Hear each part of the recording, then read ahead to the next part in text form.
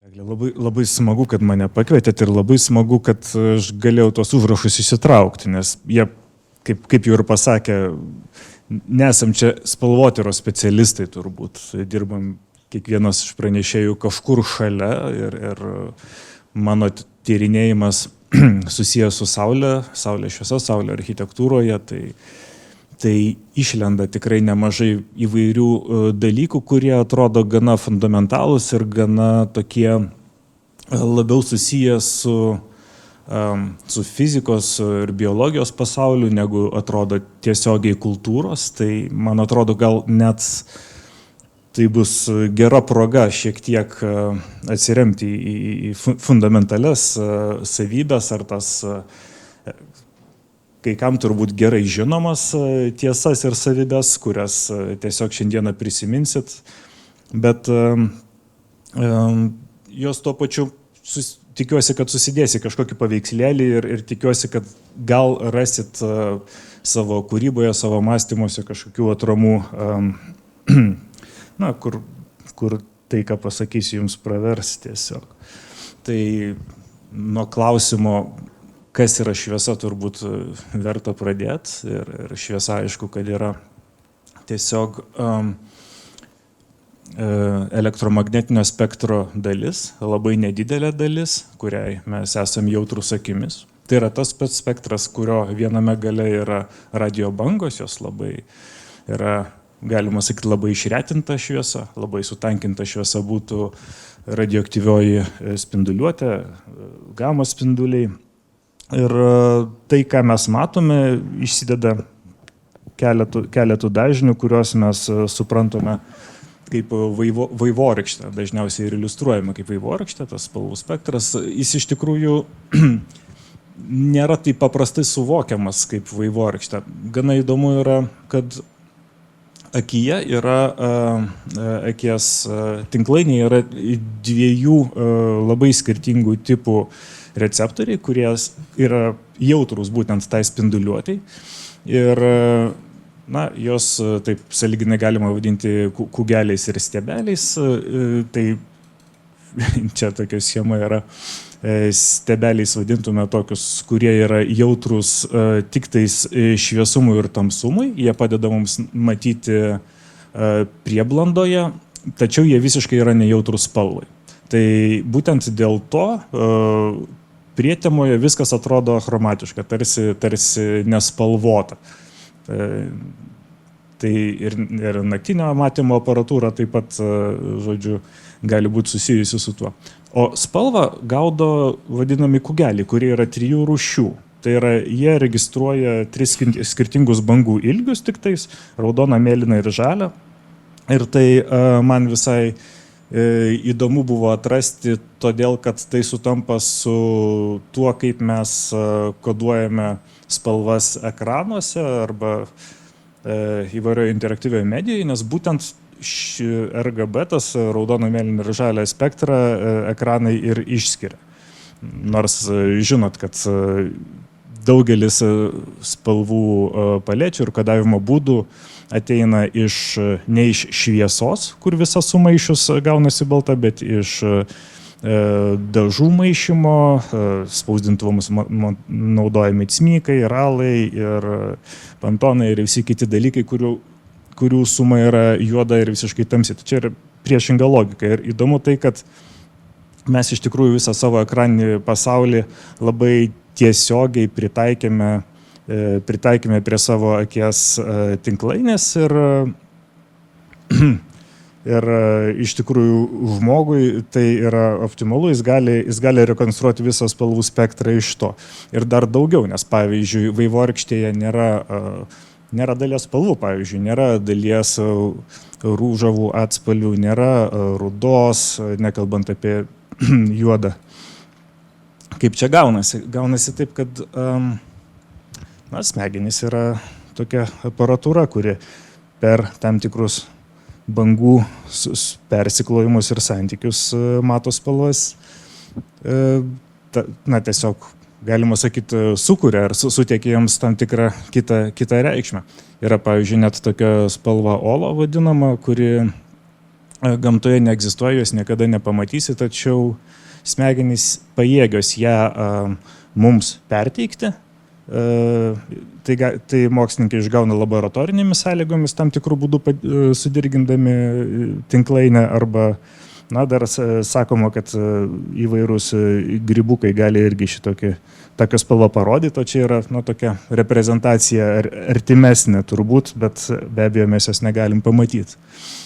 Ir man visai įdomu dar, galvojant apie tą spalvų pasaulį, žinot, kad mes turime tą RGB, tos tris kugelius, bet visi kiti mūsų bendražygiai šitoje žemėje turi skirtingai. Štai šunys ir katės turi tik tais po 2 rūšis kugelių. Tai reiškia, kad jie daug mažiau spalvų gali atskirti ir, tarkim, žalios beveik visai neatskiria. Aišku, ne tai, kad nemato žalių daiktų, mato tiesiog kažką spėčiau panašaus į pilkšvą, nes, pavyzdžiui, būtent šunys ir katės labai turi gerą tą stiebelių tankį didelį ir prietemo ypatingai gerai mato. Arba, pavyzdžiui, šakliavoriai yra įdomi rūšis, kurie evoliuciškai, kaip čia pasakyti, besišakodami į atskirus porūšius, vieni iš jų turi 2 tipus kugelių, bet kiti jau 4. Ir ką reiškia tas 4, ką jisai duoda, koks jo pasaulis. Tai, čia aš, kaip čia, tą tyrimą turėjau tokį neypatingai stipriai gilinausi, bet kur tokius užfiksavau mokslininkų pasakymus, kad tai jiems tikrai turėtų padėti jausti erdvės gylį, gerokai tos papildomos spalvos matymas ir apskritai tai turėtų būti visai kitas pasaulis. Tad įsivaizduokit, kiek, pavyzdžiui, tokios rūšys kaip kai kurie drogeliai ar tokie vėžiai burnakojai, kurie turi 14 ir net 16 skirtingų rūšių receptorių spalvai, kokius pasaulius jos mato. Ir tas pasaulis jis objektyviai yra čia, jis tik tais ne mums, arba kitaip sakant, mes kažkodėl jį pasirinkome matyti netokį. Ir kaip čia gavosi, kad mes jį matome tokį. Tai vienas iš smagių atsakymų taip pat yra evoliucija, pavyzdžiui, kodėl vanduo yra skaidrus.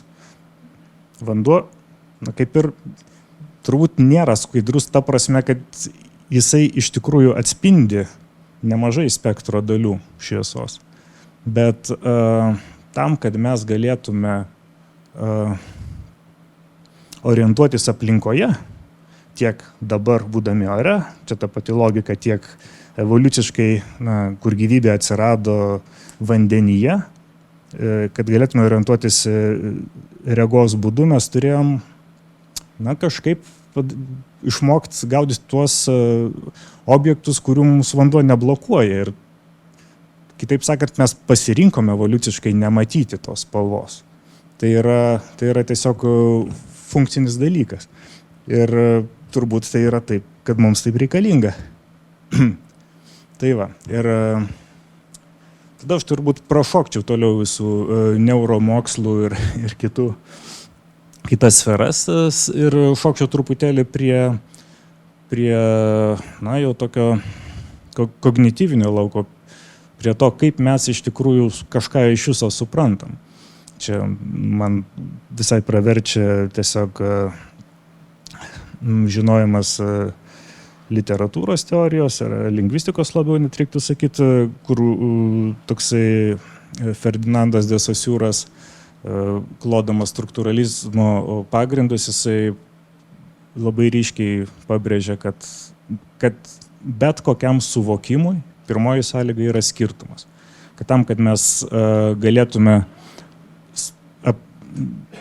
kalbėti ar mąstyti kokį nors dalyką, kokį nors daiktą, mes turim suvokti, kad jis nėra tas pats, kas visa kita. Jis nėra viskas, jis nėra tas pats. Ar ne?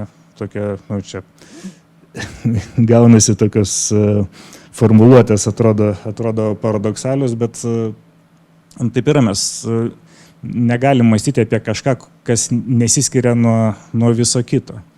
Tai tam reikalinga skirtis ir skirtumas, net lietuvių kalboje tas žodis yra toks skirtis ir skirtumas. Ir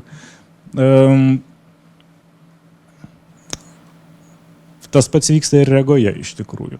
Mes norėdami matyti kažkokį objektą, mes turime matyti spalvos skirtumą.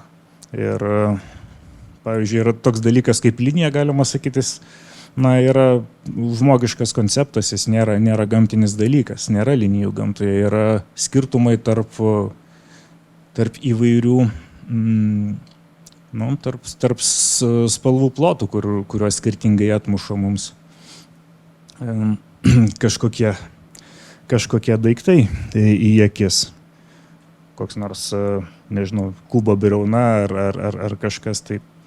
Viena plokštuma tiesiog spinduliuoja mums tiesiai, kita biškį mažiau ir tai atrodo mums kaip šešėliojimas ir mes pradedam suprasti tai kaip objektą ir kaip liniją. Tai tas daikto spalvos atmušimas ar šviesos atmušimas yra gana toks fundamentalus dalykas, nes galima sakyti, daiktas ne tai, kad jisai turi spalvą, jisai ištransliuoja kažkokią spalvą, ar ne? Į jį krenta visa, tarkim, saulės spinduliuotė, visas spektras, tačiau atsimuša į mūsų akis tik tais jo kažkokia dalis. Tarkim, nežinau, kažkas yra, nežinau, kava yra juoda todėl, kad atsimuša labai mažai šviesos, beveik jokia neatsimuša iš jos atgal, o tai reiškia, kad visa šviesa daugiau mažiau yra sugeriama. Tai man visai patiko užsimastyti apie tai, kad tai ar nėra taip, kad pasaulis savo esmė yra toks tarsi išverstas, ar ne, kad tos spalvas, kurias mes matome, yra būtent tos, kurias pasaulis atmeta, tas daiktas, kurį mes matom, atmeta, ar ne. Kad jeigu mes matom kavą juodą, tai jinai pilna prisigėrusi viso spektro, jinai yra balta. Ir atvirkščiai, bet koks daiktas. Tai ta inversija tokia tarp to, kas atrodo ir to, kas sugeria, jinai irgi yra šiek tiek atverianti, atrodo toksai tarsi žaismas, galima taip naudoti tą informaciją, bet jinai visai yra naudinga mąstant. Pavyzdžiui,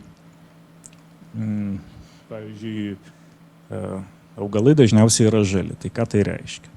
Tai reiškia, kad jie greičiausiai sugeria beveik visą spektrą išskyrus žalę. Tai kokį? Tai tada reiškia greičiausiai negatyvinė spalva, būtent tokia rūžava, rausva ir yra jiems ta, kurią sugeria. Ir tai jau labai senai buvo pastebėta ir todėl pramoniniuose šiltnamiuose dabar jūs matote pašviestus auginimo lempas, kurios būtent rūžava tokia ir šviečia. Tai techniškai taip, fotosintezė tikrai naudoja būtent tokius spektrus ir taip yra sutaupama labai daug elektros ir optimizuojamas augimas, tačiau nėra aišku iki galo tiesa, kad augalams visiškai nereikia pilno saulės spektro, jie turi šiek tiek daugiau šviesą jautrių ląstelių negu vien tik tais šitą chlorofilai. Tai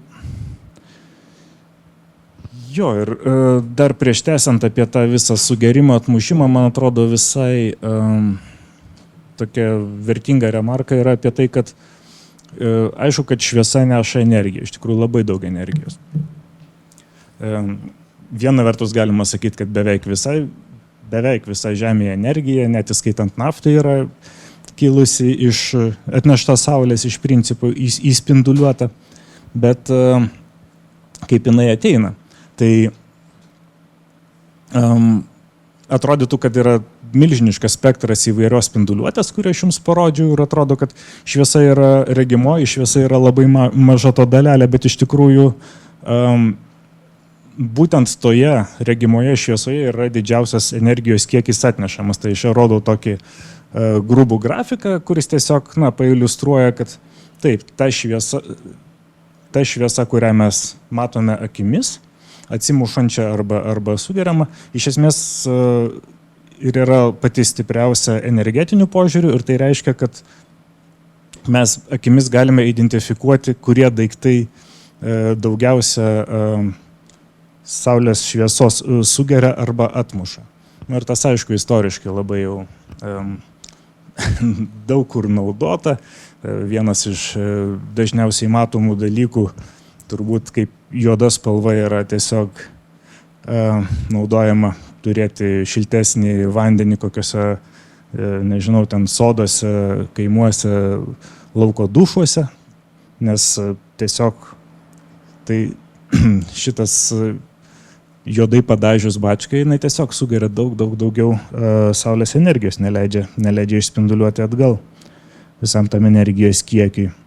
Arba pietietiškose miesteliuose galit pastebėti, kad šviesios spalvos labai stipriai dominuoja ir tai nėra tiesiog estetinis pasirinkimas, tai yra funkcionalus sprendimas. Man kažkaip miela visat prisiminti, nuo kur atėjo šitie pastebėjimai, nes vienas mano bičiulis gyvenęs Karoliniškėse paskutinėme daugiabučio aukšte, jis visada kentėdavo nuo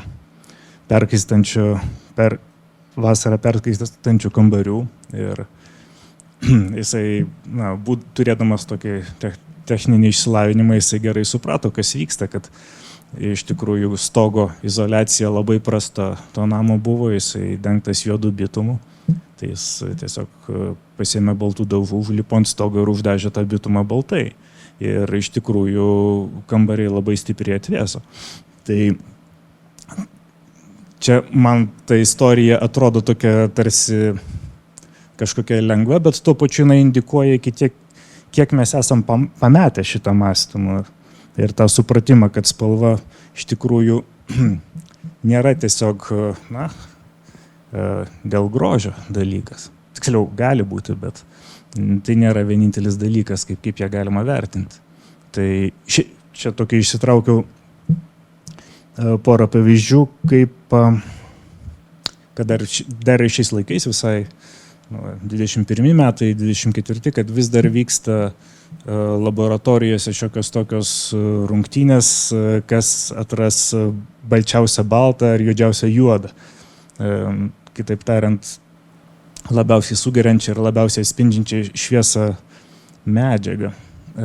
Tai Vanta Black gal net esat girdėję, jos dabar pigmento receptas, kiek žinau, priklauso tokiam žymiam menininkui Jeff Koonsui, kuris naudoja savo meno projektuose ir čia dar BMW bandė išleisti automobilį, nudažytą tokią visiškai prarajos juoda, kur tarsi visiškai, matiškesnė, matiškiausia įmanoma spalva, ar ne, tokia, kur visiškai niekas nesimato, tarsi kiaurymė būtų erdvėje.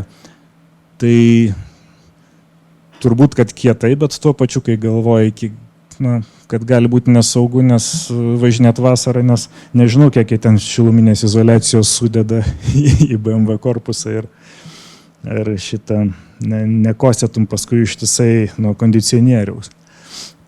Bet menininkai su to žaidžia gana daug. Mano mėgiamas Tomas Saraceno, jisai naudoja juodą audinį kaip ir energijos sugertuką pašildyti oro balionui. Ir visą tą projektą Aeroceno jis apskritai įdarbina kaip, ne tik tais kaip tokį svajonėms apie keliones be jokios energijos, kelionės dangumi ir neskraidančius miestus vaizdinį, bet jis jį darbina taip pat tikram aktyvizmui, kovoti prieš ličio kasybą, ir kuri labai stipriai tiesiog naikina tradicinės ūkininkavimo formas Argentinoje. Tai man tas irgi kažkaip visai brangus ir malonus tas jo projektas, kai menas ir fizika susijungia vieną, bet tai nebėra savitiksliai dalykai, tai yra darbas su tam tikra misija. Ir juoda taip pat, jeigu galvojam apie spalvą kaip apie energetinį tokį Per energetinį aspektą taip pat jai lengva susijęti ir su ta optinė patirtim. Ta prasme, kad jeigu iš juodos spalvos neatskrenda jokie fotonai, ar bent jau tie, kurie dirgina mūsų akių tinklainę, tai reiškia, kad jie užleidžia vietą kitiems. Akis ilsisi tose zonose ir būtent tuo galima paaiškinti, tarkim, video ir foto juostelių paraštės, kad jos yra juodos, ar visus tokius rotoskopus ir panašius judančių paveikslėlių žaidimus, nes tam, kad perkloti kadrą, jeigu tai darytum su balta šviesa, aišku veiktų, bet ryškumas vaizdo būtų gerokai sumažintas. Ta patį efektą galite, turbūt daug kas jau patyrinėjot ir įsižiūrėjot, tai matyti, tarkim, ne tik viešam transporte, reklamos gamyboje plačiau, kur naudojamos dvi pusės perforuotos plėvelės, kurių viena pusė naudojanti kontrastingai ryškiai spaudai atrodo, kad piešinys, ta spauda tarsi net nepraranda daug intensyvumo ir daug šviesos, šiek tiek galite netgi matyti skirtumą. Biškai ten, kur langai šito autobusų truputėlį yra šiek tiek patamsėję, bet iš vidaus žiūrint, tas į tinklelio juodumas, jis netransliuoja jokios trikdančios informacijos, jisai jokių fotonų mums į akis nemėtų ir palieka dominuoti tam vaizdui, kuris prasiskverbia pro mažytės skylutes. Ir net jeigu jos mažos, vis tiek smegenims tampa lengva rekonstruoti pro jį ateinančiam vaizdui. Tai šito efekto, man atrodo, labai supratimo mums trūksta. Čia vienas iš daugybės pavyzdžių, kurie aš architektūriniam pasauliu matau, kad projektuojant įvairius, nežinau, turėklus, pro kuriuos norėtum, kad matyti vaizdą, lajų takus, tiltus, apžvalgos aikšteles. Atrodo, kad tikrai verta pamastyti, ar, kai kur yra sudėtinga, aišku, čia nėra tiesiog kritika būtent šitam projektui, bet iš esmės, kad man atrodo, mes praleidžiam nemažai progų, leisi susikoncentruoti vaizdui. Čia padariau tokį lengvą, montažiuką, pabandžiau užtamsinti tą gana intensyvų tinklą ir tiesiog patikrinti, kaip lengviau akis pasiekia tą peizažą už jį esantį. Tai čia tokie baziniai dalykai. Dar aišku yra blizgumas, atspindys. Tai su atspindžiu galbūt vieną, aš tiesiog noriu išsitraukti tokį juokelį, kad kuo skiriasi veidrodis nuo baltos spalvos. Balta spalva išskleidžia atspindį į visas pusės gana tolygiai, tiesiog tokiu difuziniu principu, o veidrodis atmuša fotoną lygiai tuo kampu, kokiu jis atskrido, tik į priešingą pusę, kaip biliardo kamuolį kokį, ar ne? Ir tada su tuo irgi galima architektūroje dirbti ir šiek tiek mano tyrinėjimai su tuo susiję, ką mes čia galim su to padaryti.